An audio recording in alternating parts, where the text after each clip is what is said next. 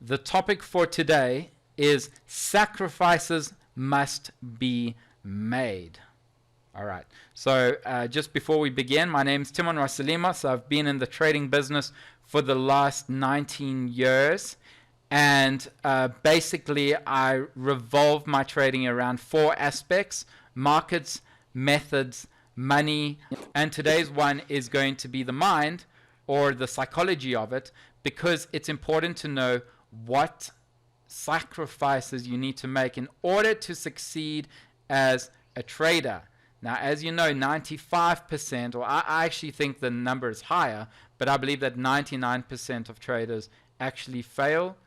Not because they can't do it, but because of a number of factors that they're swept into the markets. They believe that if you have money, you can make money, and it doesn't work like that. You need to capture the four elements of trading: markets, methods, money, and mind.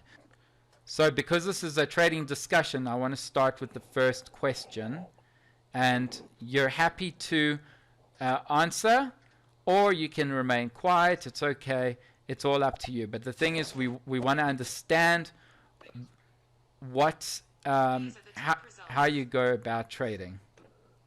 I suppose the one sacrifice, especially in the beginning, is your time, because you need to use it to study something new. I was also going to go with time, because you really do need to put aside some time to at least plan your strategy, test it, and sometimes it takes quite a long time. So that's time that you could have spent with family or doing anything else that you wanted to do. All right. So time seems to be a big thing. Let's go with Mr. Maxius. You're happy to contribute if you'd like. Yeah, but I was going to say, everyone said pretty much everything that was on my mind. First, I was thinking, time, yeah, because the first thing you're going to have to sacrifice is your time. Then money was like the next thing. Oh, God, you guys are reading my mind straight out of the box there. But I do like that you said money. That is definitely a concept that I will consider. Time, money, and energy. I mean, anything that you have to put a lot of focus into definitely drains drains the energy that you could put somewhere else. So yeah. Awesome. Very nice. So as you can see, I've got a list of unusual items on the table. So you've pretty much said nearly everything. My job is done. No. So let's start off with what you've all said, and that is time. All right? Time. So the first thing with time is that as a new trader, you'll need to basically learn how to trade. So you've got to read many books, you've got to look at all the websites and the forums and the YouTubes. And I mean, from 2003 up till 2008, that is literally just what I was doing with my time, was learning how to trade. Then you need to take the time to go through the markets that you want to trade. You'll need the time to create your strategy and your method. You'll then need the time to work on the money management that fits your personality. And then your mind is, you'll need to take the time to adapt to trading with a proper mindset. So when you've done all that time, then and you've tested everything, then you need to sacrifice some money. So money is an inevitable sacrifice, or else why would you trade? And basically, you'll need to sacrifice not just any money, but your savings. And why I say savings is because you should never risk any money you can afford to lose, and you need to use for the rest of your life. So the other type of savings that you need to risk on is during your trading performance, you need to know how much are you willing to risk per trade per day. So you're risking 1%, 2%, 3%. I personally risk 2% and have risked 2% for the last, 18 years. So that's an important thing. Then we get this party hat and the party noisemaker, which I think Martin was querying what it is, and the balloon. And this is actually thrill. You need to sacrifice thrill. With trading, like you should see it as a business rather than playing a lottery or gambling, and you need to sacrifice the thrill of when you bank a winning trade, and you need to sacrifice the anguish of when you take a losing trade. And why is that?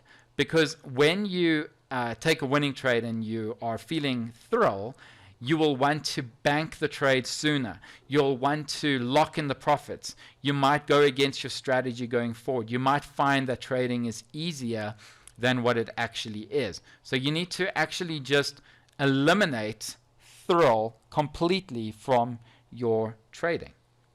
Then we have, what is the moon? Sleep. I think as a trader, depending on whether you're a Forex trader or a stock trader, as a Forex trader, sometimes you'll need to sacrifice a little bit of sleep if you want to trade the Asian markets or down under, any markets really. I know we have a few Forex traders in the house, so that is also a bit of sacrifice with sleep. And then finally, as Maxius said, you got to sacrifice a little part of yourself.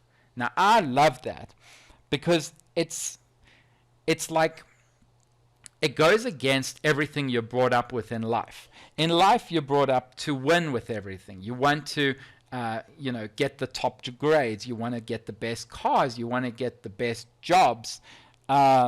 You want to have the best spouses, and you want your children to be the best. And then you get welcomed into trading, where all of a sudden you need to lose in order to win. And it goes against the fundamentals of how we live in life. So we need to sacrifice a part of our life to deal with losses, to deal with the anguish and the inevitabilities of when it comes to trading. All right, does anyone want to add on anything to that?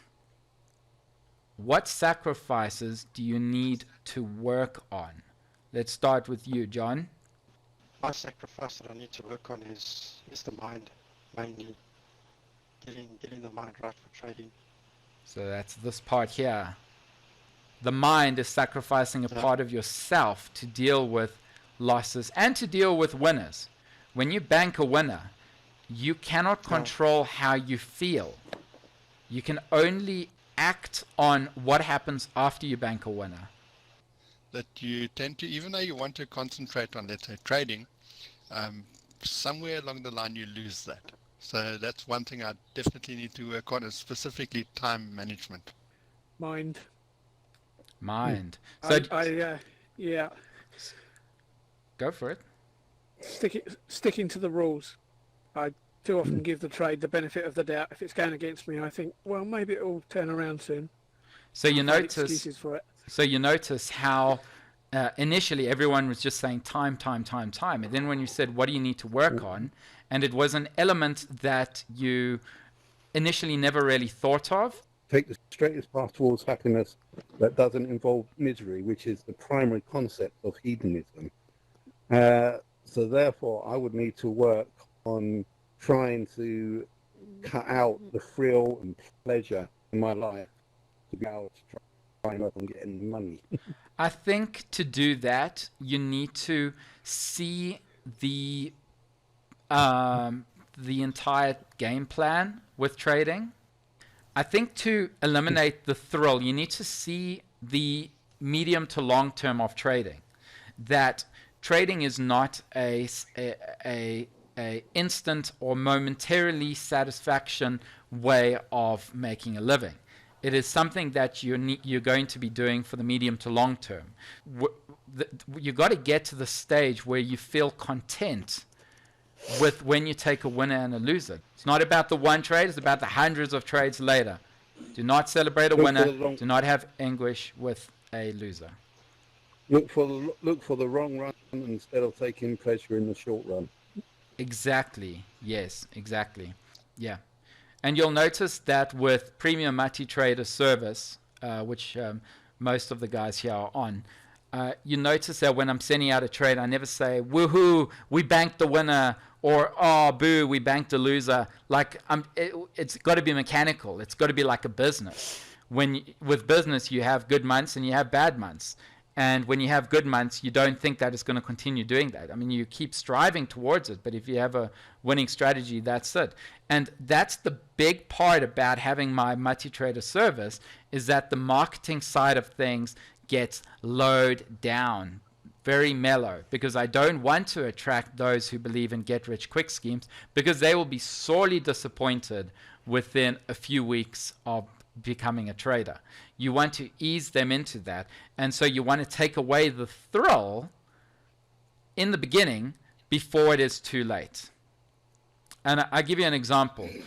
In the last couple of years, there's been thrill with new markets. As soon as binary options came out, people had thrill to trade it. They had no idea that it would destroy their account. They had no idea how risky the bloody thing was, but they kept at it. Then Forex was introduced, and Forex was so exciting for everybody, and they're still excited that they can make money with money, but they don't understand the realities of it. Now cryptocurrency comes out, and I can keep going. I mean, penny shares, penny stocks, or pink sheets, that was exciting for people. Futures was exciting, and then they jumped off that bandwagon. They jumped onto the next one. They lost money. And why is that? Because in the end, they needed to sacrifice thrill. I'm not a real trader. I have only Bitcoin. Okay. That's it still counts. trading. It's definitely trading. Kind of, yeah. I think anytime when you want to exchange something for profit in the short run, that is trading. And you can be a trader in many other different elements. I used to be a trader, but not anymore. Lost money. So maybe we can re-invite you into the realities of trading through virtual reality. What do you think? I kind of feel like I would like to jump into it again, yeah. But I think that I lost my ways, and Okay. I would need to learn all over again how to do that. All right. So I have a Facebook group called Mati Trader. You'll just join it, and then I'll send you a message to remind you of when these events are.